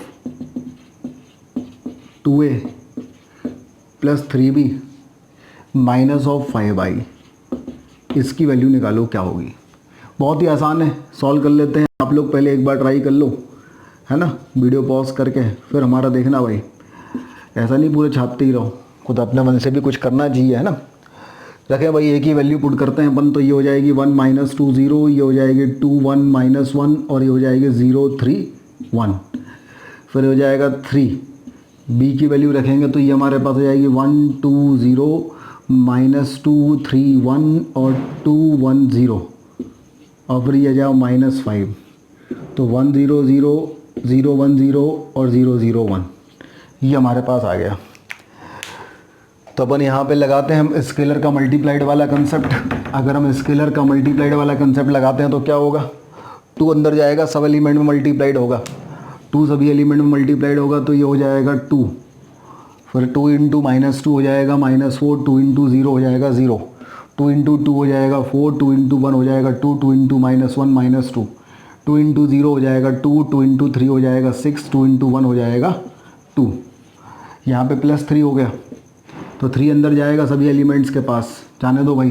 3 × 1 हो गया 3, 3 × 2 हो गया 6, 3 × 0 हो गया 0, फिर 3 × -2 हो गया -6, 3 × 3 हो गया 9, और 3 × 1 हो गया 3, फिर 3 × 2 हो गया 6, 3 × 1 हो गया 3, और 3 × 0 हो गया 0, और माइनस फिर यहाँ 5 अंदर जाने दो, तो हो गया 5 0 0 0 5 0 और 0 0 5। ये हमारे पास आ गया।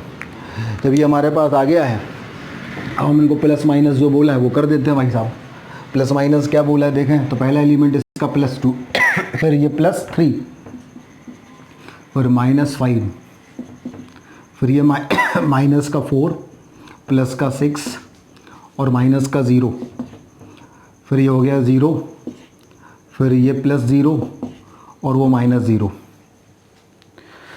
फिर यहाँ पे आए तो ये हो जाएगा 4 -6 -0, फिर ये हो जाएगा हमारे पास 2 + 9 + 5, फिर हो जाएगा -2 + 3 + 0, फिर 0 + 6 -0, फिर हो जाएगा 6 -3 -0, फिर 2 -0 -5।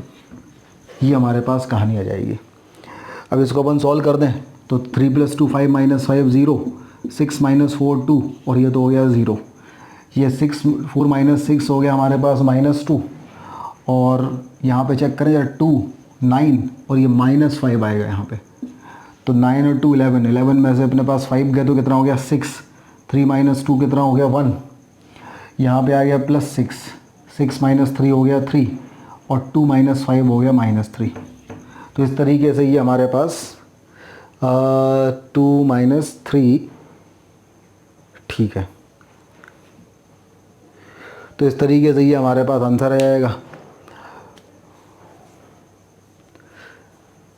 अच्छा, इसमें थोड़ा सा गड़बड़ है, 2 बाहर दिया था ना, इसके क्वेश्चन में अपन ने यहाँ 1 लिया था कि 2 लिया था, देख लेना। अगर यहाँ पे 1 लिया था तो यहाँ 2 सही है, और अगर यहाँ पे 2 था तो यहाँ 4 हो जाएगा, है ना। मैं याद नहीं है मुझे मैंने क्या लिया था, बस चेक कर लेना इस चीज़ को कि ये यहाँ पे जो है ये करेक्ट है कि नहीं है। ठीक है, एक बार इसको चेक कर लीजिएगा तो ये आंसर इससे इफेक्ट होगा। चलिए आगे बढ़ते हैं अपन क्वेश्चन नंबर 2 के बाद क्वेश्चन नंबर 3। क्वेश्चन नंबर 3 पे आते हैं भाई। क्वेश्चन नंबर 3 में देखें, बहुत ही आसान है। अगर हमारे पास दो मैट्रिक्स हैं X and Y, capital X and capital Y जो हैं ये हमारे पास मैट्राइसेस हैं, और इस तरीके से हैं कि अगर मैं 2 of capital X minus Y की वैल्यू निकालता हूँ तो ये वैल्यू जो है वो 6 -4 -6 2 और 0 1 ये है।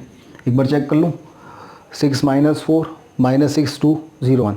ठीक, दूसरा हमारे पास है x + 2y।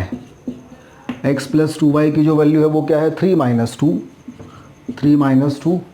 2 1 2 1 और 5 - 7। एक बार चेक कर लें भाई, 3 - 2 2 1 एंड 5 - 7 बिल्कुल सही है। बोला गया find the value of x and y, find the value of x and y, ये क्वेश्चन है। तो बेसिकली हम इसमें क्या करेंगे कि ये वाला जो मैट्रिक्स है इसको हम थोड़ी देर के लिए कैपिटल ए मान लेंगे और ये वाला मैट्रिक्स को हम थोड़ी देर को कैपिटल बी मान लेंगे। तो दो इक्वेशन दो अननोन हो जाएंगे, उनको हम सॉल्व करके एक्स और वाई की वैल्यू निकाल देंगे तो आंसर आ जाएगा। चलिए देखते हैं, अपन सॉल्व करते हैं। थोड़ी देर को मैंने इस वाले मैट्रिक्स को कैपिटल ए मान लिया और दूसरे वाले को मैंने कैपिटल बी मान लिया। अगर मैंने ऐसा माना है तो हमारे पास जो इक्वेशंस बनेंगी वो कुछ इस तरीके से हो जाएंगी। एक हमारे पास हो जाएगी 2x minus of capital y equal to capital A, और दूसरा हो जाएगा x + 2y equal to capital B. तो हम इन दोनों इक्वेशन को सॉल्व करेंगे और x और y की वैल्यू निकाल देंगे। कर देते हैं सॉल्व। ये इक्वेशन नंबर 1 है, ये इक्वेशन नंबर 2 है। ऊपर वाले में हमने 2 से मल्टीप्लाइड कर दिया तो 4x minus of 2y equal to 2a, और ये हो जाएगा x + 2y equal to b। Add करेंगे तो हमारे पास 5x की वैल्यू हो जाएगी 2a + b। तो x की जो वैल्यू हो जाएगी वो हो जाएगी 2a + b डिवाइडेड बाय 5। अब हम क्या करेंगे, 2a + b की वैल्यू निकाल देंगे। तो 1/5 तो अपन बाहर ले लेंगे, बाद में इसका यूज़ करेंगे। फिर हमारे पास हो जाएगा, या फिर ऐसा लिखते हैं 2/5a + 2/5b + 1/5b। ऐसा कर दें, a और b की वैल्यू रख देंगे अपन यहाँ पे। तो मैं तो ऐसा चाहता हूँ मैं 1/5 बाहर रख देता हूँ, है ना, ताकि डिवाइड अपन सब बाद में कर लें और 2a + b की वैल्यू निकाल लें। तो ये 1/5 तो बाहर रहेगा। अब देखा अपन डायरेक्ट करते हैं, अरे डायरेक्ट यहाँ नहीं कर पाएगा, लिखे नहीं है, लिख ले भाई। a की जो वैल्यू हमारे पास थी, a की वैल्यू क्या थी, 6 - 4 और -6 2 और 0 1, ये तो a की वैल्यू थी। अगर b के बारे में बात करें अपन तो b की वैल्यू हमारे पास क्या थी, b की वैल्यू थी 3 - 2 2 1 2 1 एंड 5 - 7। अब अगर मुझे 2a + b निकालना है तो मैंने इसमें 2 से मल्टीप्लाई किया तो कितना हो गया 12, और प्लस b का प्लस क्या है 3, तो 12 + 3 हो गया। फिर मैंने इससे 2 से मल्टीप्लाइड किया, इसमें कर लेते हैं, इसमें 2 से मल्टीप्लाइड किया तो कितना हो गया -8, और प्लस b मतलब कितना हो गया -2। फिर मैंने इसमें 2 से मल्टीप्लाइड किया तो कितना हो गया -12, और प्लस b मतलब हो गया +2। फिर मैंने इसमें 2 से मल्टीप्लाइड किया तो कितना हो गया 4, और प्लस b मतलब +5। फिर मैंने इसमें 2 से मल्टीप्लाइड किया तो क्या हो गया 0, और प्लस b तो +5। फिर मैंने इसमें 2 से मल्टीप्लाइड किया तो 2 और -7, तो ये जाएगा 1/5, ये जाएगा 15 -10 -10 5 5 और -5। 5 से डिवाइड कर दिया, 3 - 2 1 -2 1 -1, ये हमारे पास आंसर आ गया। तो हमने ये सॉल्व किया इन दोनों इक्वेशन को, और हमने किसकी वैल्यू निकाल दी है, x की वैल्यू आ गई हमारे पास। अब सिमिलरली अपन y की वैल्यू निकाल दें। y की वैल्यू निकालने के लिए अपन x को एलिमिनेट कर दें, नीचे वाले में 2 से मल्टीप्लाइड कर दें, सब्ट्रैक्ट कर दें, y की वैल्यू आ जाएगी। तो सेम ऐसे ही आप y की वैल्यू निकाल लेंगे। तो निकाल लीजिएगा y की वैल्यू भी। आंसर मैं बता देता हूँ, जब y की वैल्यू निकालेंगे तो y का जो आंसर आएगा वो आएगा 0 0 2 0 और 2 -3, ये y की वैल्यू आएगी। तो इसको आप इस तरीके से सॉल्व करके x और y की वैल्यू निकाल सकते हैं। चलिए अगले क्वेश्चन की तरफ बढ़ते हैं अपन। अगला क्वेश्चन देखो भाई,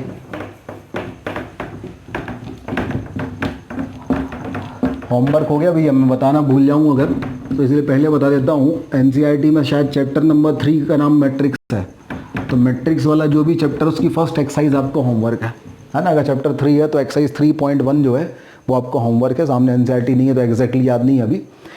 चलिए आगे बढ़ते हैं, अगले एग्जाम्पल के थ्रू अपन करते हैं क्वेश्चन की। भैया अगला एग्जाम्पल देखो कि हमारे पास दो मैट्रिक्स हैं, एक है A+4 और 8 और दूसरा हमारे पास है 3B और -6 और इसकी जो वैल्यू है वो इक्वल है दूसरे मैट्रिक्स के, और वो दूसरा मैट्रिक्स है 2A+2 और ये आ गया 8 और ये है B+2 और दूसरा है A-8B। अगर ये दोनों मैट्रिक्स इक्वल हैं तो क्वेश्चन ये है कि find the value of A and B। आपको A और B की वैल्यू निकालनी है, A की वैल्यू निकालनी है और B की वैल्यू निकालनी है। तो बहुत ही आसान है भाई, इक्वलिटी ऑफ टू मैट्रिक्स का सवाल हो गया। ये दोनों का ऑर्डर सेम है तो करस्पॉन्डिंग एलिमेंट्स इक्वल होंगे। तो इसका पहला एलिमेंट है A+4 और इसका पहला एलिमेंट है 2A+2। ये बराबर अगर होता है तो 2A - A हो गया A और 4 - 2 हो गया 2, तो A की वैल्यू आ गई 2। फिर ये 8 = 8 तो ऑलरेडी है। 3B = B+2, 3B = अगर B+2 होता है तो 3B - B हो गया 2B = 2, तो B की वैल्यू आ गई 1। अच्छा एक रिलेशन और बन रहा है, -6 की वैल्यू जो है वो A-8B के इक्वल हो रही है। तो हम इसे चेक कर लें कि ये सही है कि गलत है। तो हमने यहाँ पे पुट कर दिया A = 2 और B = 1। तो अगर हमने A = 2 रखा और B = 1 रखा तो -6 = -6 2 है। इसका मतलब A की वैल्यू 2 और B की वैल्यू 1 इसको सेटिस्फाइड भी कर रही है। तो आंसर हमारे पास क्या आ गया, A की वैल्यू 2 होगी और B की वैल्यू 1 होगी। ये हमारे पास एक क्वेश्चन हो गया। चलिए अगला क्वेश्चन करते हैं, इतना नोट कर लीजिए पॉज करके। अगला क्वेश्चन देखिए,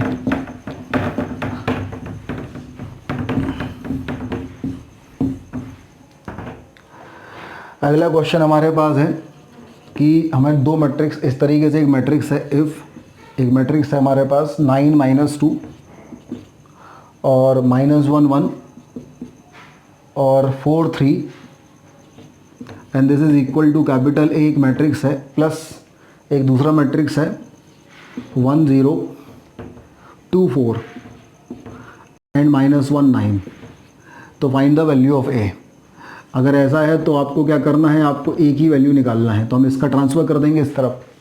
इसका ट्रांसफ़र अगर अपन इस तरफ करेंगे तो A की वैल्यू हमारे पास क्या हो जाएगी, 9 - 2 -1 1 एंड 4 3 माइनस ऑफ 1 0 2 4 एंड -1 9। तो सब्ट्रैक्ट हो जाएगा तो ये हो जाएगा 9 - 1 8 -1 -2 -3 4 -1 +1 5 -2 -0 -2 1 -4 -3 3 -9 -6। तो ये हमारे पास A की वैल्यू आ जाएगी 8 -2 -3 -3 5 -6। चलिए नोट कर लीजिए भाई यहाँ तक। इसके बाद अगला क्वेश्चन है, चलो भाई कुछ क्वेश्चन सॉल्व करते हैं, कुछ प्यारे प्यारे से एग्जांपल। पहला एग्जांपल देखिए, हमारे पास एक वो है मैट्रिक्स है, उसकी वैल्यू है 1 -2 0, फिर है 2 1 और -1 और फिर है 0 3 1। और दूसरा मैट्रिक्स हमारे पास B है,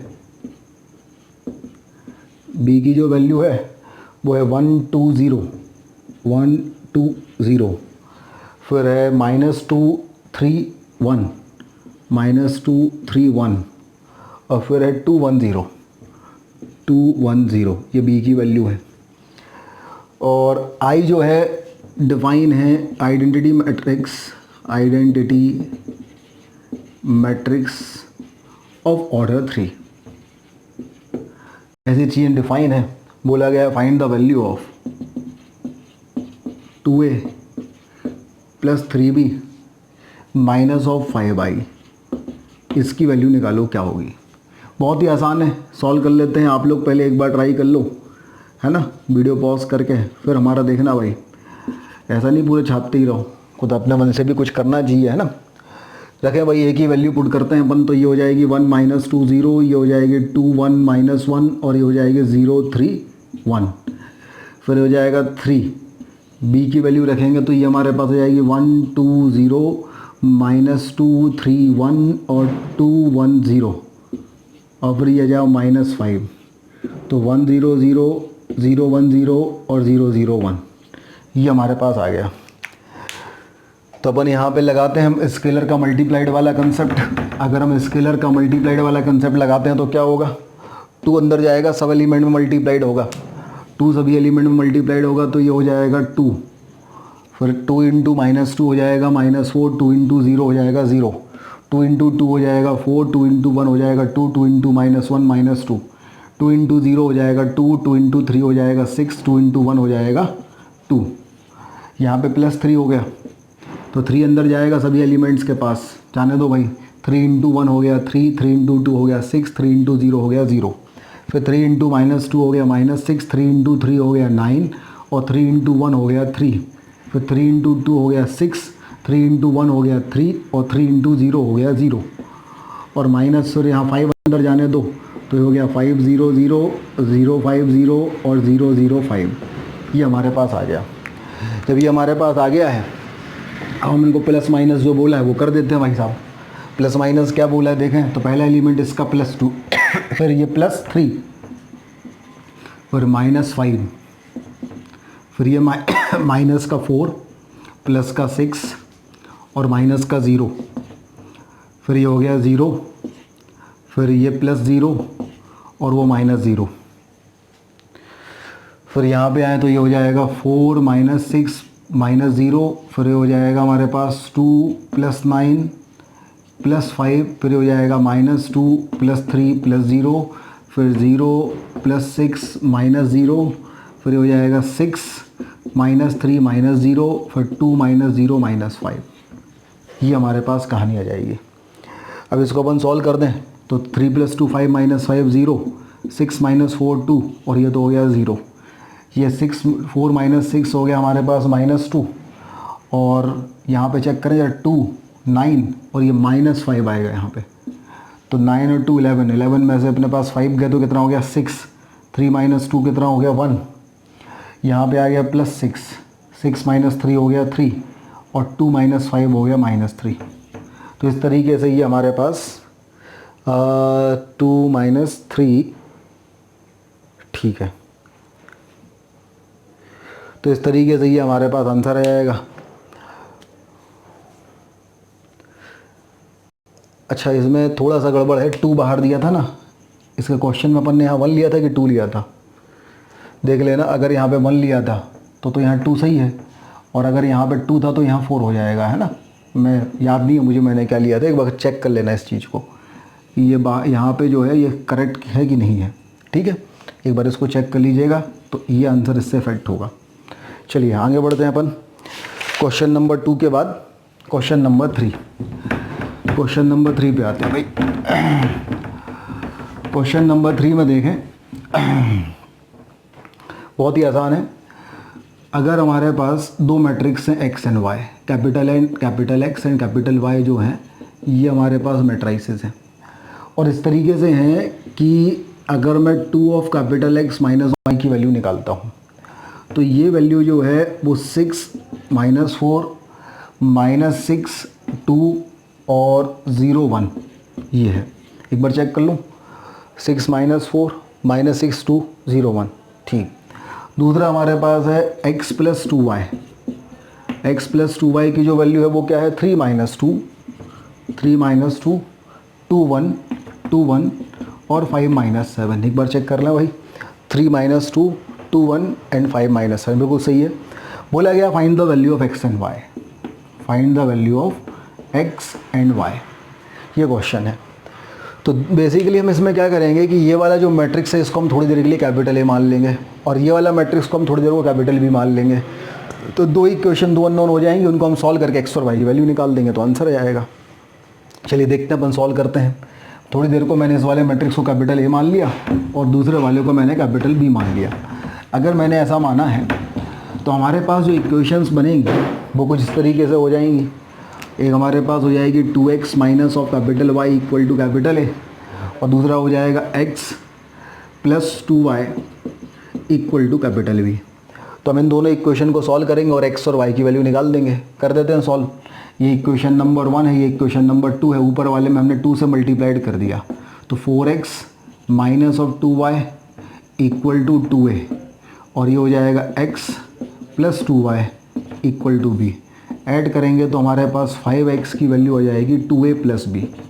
तो x की जो वैल्यू हो जाएगी वो हो जाएगी 2a plus b divided by 5। अब हम क्या करेंगे, 2a प्लस b की वैल्यू निकाल देंगे। तो 1/5 तो अपन बाहर ले लेंगे, बाद में इसका यूज़ करेंगे। फिर हमारे पास हो जाएगा, या फिर ऐसा लिखते हैं 2/5a plus 2/5b plus 1/5b, ऐसा कर दें। a और b की वैल्यू रख देंगे अपन यहाँ पे। तो मैं तो ऐसा चाहता हूँ मैं 1/5 बाहर रख देता हूँ, है ना, ताकि डिवाइड अपन सब बाद में कर लें और 2a प्लस b की वैल्यू निकाल लें। तो ये 1/5 तो बाहर रहेगा। अब देखा अपन डायरेक्ट करते हैं, अरे डायरेक्ट यहाँ नहीं कर पाएगा, लिखे नहीं है, लिख ले भाई। a की जो वैल्यू हमारे पास थी, a की वैल्यू क्या थी 6 माइनस 4 और माइनस 6 2 और 0 1, ये तो a की वैल्यू थी।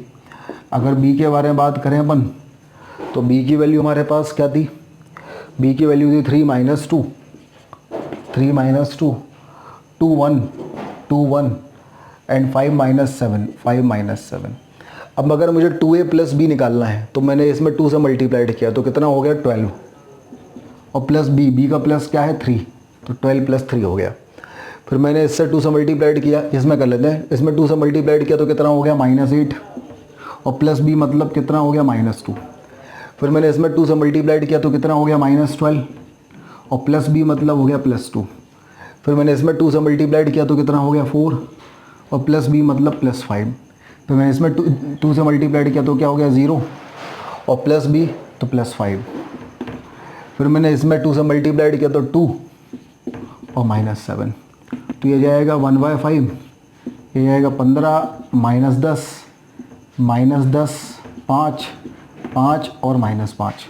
5 से डिवाइड कर दिया, 3 - 2 1 -2 1 -1, ये हमारे पास आंसर आ गया। तो हमने ये सॉल्व किया इन दोनों इक्वेशन को, और हमने किसकी वैल्यू निकाल दी है, x की वैल्यू आ गई हमारे पास। अब सिमिलरली अपन y की वैल्यू निकाल दें। y की वैल्यू निकालने के लिए अपन x को एलिमिनेट कर दें, नीचे वाले में 2 से मल्टीप्लाइड कर दें, सब्ट्रैक्ट कर दें, y की वैल्यू आ जाएगी। तो सेम ऐसे ही आप y की वैल्यू निकाल लेंगे। तो निकाल लीजिएगा y की वैल्यू भी। आंसर मैं बता देता हूँ, जब आप y की वैल्यू निकालेंगे तो y का जो आंसर आएगा वो आएगा 0 0 2 0 और 2 -3, ये y की वैल्यू आएगी। तो इसको आप इस तरीके से सॉल्व करके x और y की वैल्यू निकाल सकते हैं। चलिए अगले क्वेश्चन की तरफ बढ़ते हैं अपन। अगला क्वेश्चन देखो भाई,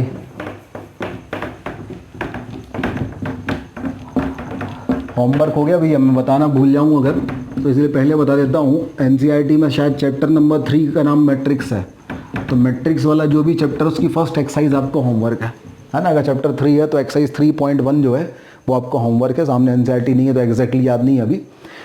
चलिए आगे बढ़ते हैं, एक अगले एग्जाम्पल के थ्रू अपन करते हैं क्वेश्चन की। भैया अगला एग्जाम्पल देखो कि हमारे पास 2 मैट्रिक्स हैं, एक है a+4 और 8, और दूसरा हमारे पास है 3b और -6, और इसकी जो वैल्यू है वो इक्वल है दूसरे मैट्रिक्स के, और वो दूसरा मैट्रिक्स है 2a + 2, और ये आ गया 8, और ये है b+2, और दूसरा है a - 8b। अगर ये दोनों मैट्रिक्स इक्वल हैं तो क्वेश्चन ये है कि find the value of a and b। आपको a और b की वैल्यू निकालनी है, a की वैल्यू निकालनी है और b की वैल्यू निकालनी है।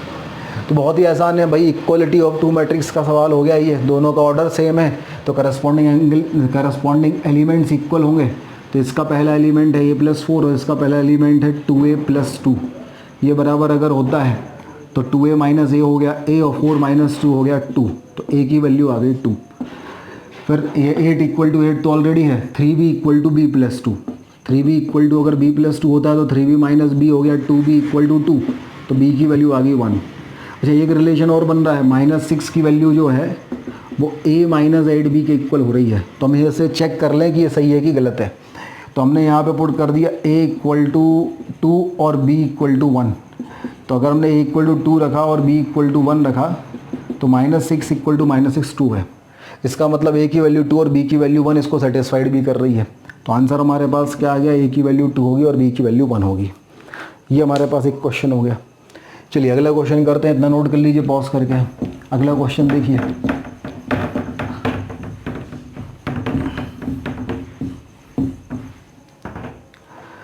अगला क्वेश्चन हमारे पास है कि हमें दो मैट्रिक्स इस तरीके से, एक मैट्रिक्स है एक मैट्रिक्स है हमारे पास 9 -2 और -1 1 और 4 3 and this is equal to capital A एक मैट्रिक्स है, प्लस एक दूसरा मैट्रिक्स है 1 0 2 4 एंड -1 9। तो फाइंड द वैल्यू ऑफ ए। अगर ऐसा है तो आपको क्या करना है, आपको ए की वैल्यू निकालना है। तो हम इसका ट्रांसफ़र कर देंगे इस तरफ। इसका ट्रांसफ़र अगर अपन इस तरफ करेंगे तो ए की वैल्यू हमारे पास क्या हो जाएगी, 9 -2 -1 1 एंड 4 3 माइनस ऑफ 1 0 2 4 एंड -1 9। तो सब्ट्रैक्ट हो जाएगा तो ये हो जाएगा 9 -1 8 -1 -2 -3 4 माइनस प्लस 1 5 -2 -0 -2 1 -4 -3 3 -9 -6। तो ये हमारे पास ए की वैल्यू आ जाएगी 8 -2 -3 -3 5 -6। चलिए नोट कर लीजिए भाई यहाँ तक। इसके बाद अगला क्वेश्चन है, अगला क्वेश्चन पुराने पेपर में तो उठा के लाया हूँ भाई, कि अगर हमारे पास एक क्वेश्चन है उसकी हमें एक्सप्रेशन उसकी वैल्यू निकालना है।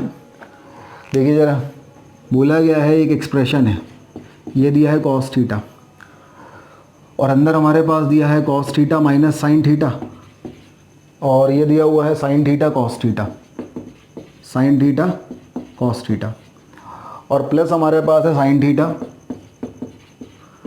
और अंदर दिया हुआ है sine theta cos theta, sine theta cos theta और minus cos theta sine theta, minus cos theta sine theta. ये ऐसा दिया हुआ है। बोला गया इसको सिंप्लीफाई करो और इसकी वैल्यू निकालो। अच्छा, ये जो क्वेश्चन है CBSE 2012 में आया है, ये CBSE 2012 का क्वेश्चन है। तो इसकी वैल्यू निकालना बहुत ही आसान है। बाहर एक स्केलर क्वांटिटी अंदर जाएगी, सब में मल्टीप्लाइड होगी, तो cos theta into cos theta की वैल्यू हो जाएगी cos square theta, cos theta minus sine theta हो जाएगा minus cos theta into sine theta, cos theta into sine theta हो जाएगा cos theta into sine theta और cos theta into cos theta हो जाएगा कॉस स्क्वायर थीटा। ये हो जाएगा, यहाँ पे साइन थीटा बाहर बैठा है, ये भी अंदर जाएगा सबके पास, तो sine theta into sine theta हो जाएगा sine square theta, sine theta into cos theta हो जाएगा sine theta into cos theta, sine theta minus cos theta हो जाएगा minus cos theta into sine theta और sine theta into sine theta हो जाएगा sine square theta. अब हम इनको ऐड करते हैं, अगर ऐड करते हैं तो भैया ये cos square theta plus sign square theta 1 हो गया, plus cos sine minus cos sine 0 हो गया, minus cos sine plus cos sine फिर 0 हो गया और plus cos square theta plus sign square theta जो है sine square plus cos square फिर 1 हो गया। तो ये हमारे पास एक आइडेंटिटी मैट्रिक्स हो गया। तो इस तरीके से ये क्वेश्चन सॉल्व हो गया। चलिए आगे बढ़ते हैं, नोट कर लीजिए यहाँ तक। इसके बाद कुछ और क्वेश्चंस हैं, इनको अपन करेंगे।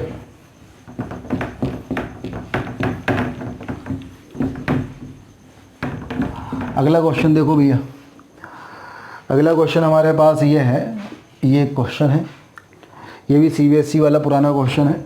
ऐसा दिया हुआ है 2 और मैट्रिक्स के अंदर दिया है 3 5 4x 3 5 4x और ये दिया है प्लस 1 0 y 1 इक्वल टू दिया है 7 10 0 5 7 10 0 5। बोला गया भैया एक रिलेशन दिया हुआ है, तो आपको x माइनस वाई की वैल्यू निकालना है।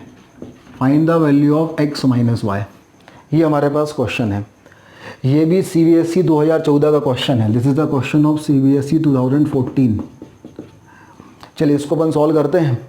सॉल्व करेंगे तो क्या होगा, 2 सबके अंदर जाएगा तो 2 इंटू 3 हो जाएगा 6 प्लस हो जाएगा 8 प्लस हो जाएगा 5 इंटू 2 10 और ये हो जाएगा 2x। क्या हुआ, 2 अंदर गया तो हो गया 2 इंटू 3 6 2 इंटू 4 8 2 इंटू 5 10 और 2 इंटू x 2x प्लस हमारे पास ये आ गया 1 0 y 1 इक्वल टू हमारे पास आ गया 7 0 10 5।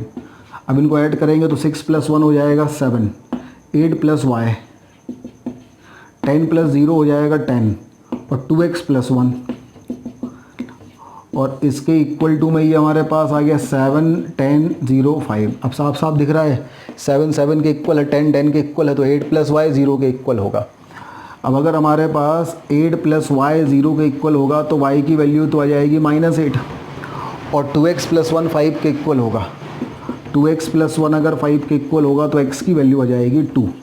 हमसे बोला गया find the value of x - y, x - y मतलब 2 - -8, तो ये वैल्यू हमारे पास 10 आ गई। तो इस तरीके से क्वेश्चन सॉल्व हो गया। नोट कर लीजिए भाई, वीडियो पॉज करके इसको। अगले क्वेश्चन की तरफ बढ़ते हैं। अगला क्वेश्चन देखिए,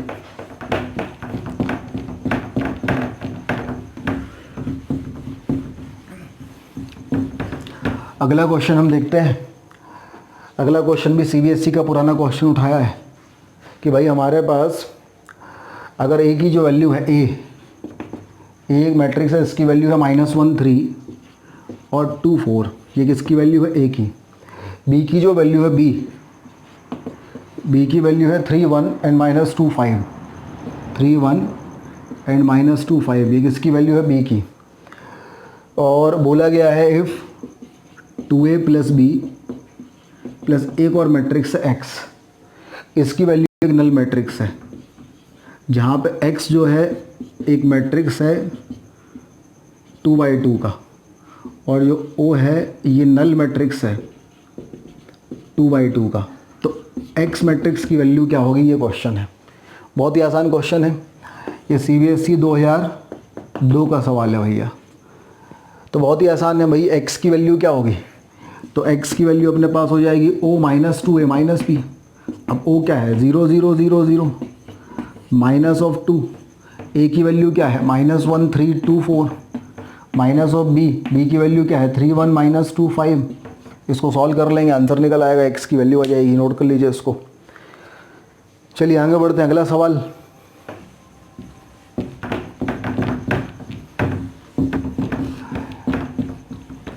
अगला सवाल अपन करते हैं। हाँ भाई, अगला क्वेश्चन CBSE 2012 का क्वेश्चन है। ये जो क्वेश्चन है ये CBSE 2012 का सवाल उठाया मैंने। ऐसा दिया हुआ है 2, अंदर एक मैट्रिक्स है, मैट्रिक्स है x 7 5 एंड y -3, ऐसा है। फिर है प्लस और अंदर है 3 1 4 -2, 3 1 -4 2, 4 -2 नहीं बोल दिया था, गलत है, -4 2। और इसकी जो वैल्यू है वो है 7 15 6 14। Find the value of x and y। बहुत ही आसान है, बोला कि भैया x और y की वैल्यू निकालो। ठीक है, सीधा सीधा निकाल दो। पहले नंबर तो 2 अंदर जाएगा तो ये हो जाएगा 2x, फिर +3 हो जाएगा तो +3, फिर 2 अंदर जाएगा तो 14, फिर +1, फिर 2 अंदर जाएगा तो 10, फिर इसका -4, फिर 2 अंदर जाएगा तो 2/-6, फिर इसका -2। और ये किसके इक्वल हो जाएगा, ये हो जाएगा 7 6 15 14। सॉल्व कर लेंगे अपन, सॉल्व करके अपन x की और y की वैल्यू निकाल देंगे, बन जाएगा आप लोगों से। चलिए आगे बढ़ते हैं। तो ये हमारा क्वेश्चन हो गया। अगला सवाल करते हैं।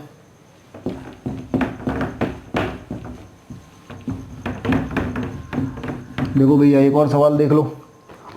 अगर हमारे पास ऐसा दिया हुआ है 2 और ब्रैकेट के मैट्रिक्स के अंदर है 1 0 3x, फिर प्लस हमारे पास है y 1 0 2 इक्वल टू हमारे पास है 5 1 6 8।